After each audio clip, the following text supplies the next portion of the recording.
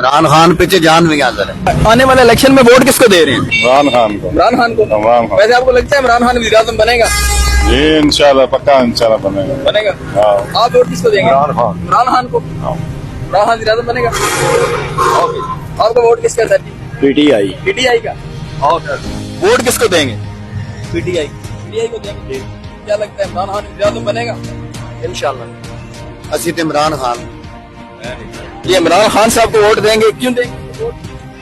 इमरान खान एक अच्छा इंसान है, पाकिस्तान के मतलब बड़ा कुछ उन्हें सोचा है, लेकिन अब उन्हें सोचने की गुंजाइश नहीं किसी ने। वोट किसको देंगे?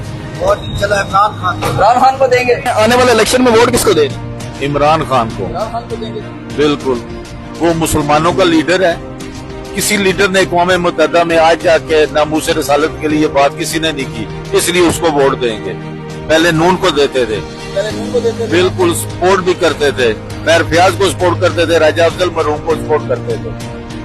इमरान खान क्या लगता है जेल के अंदर क्यों है?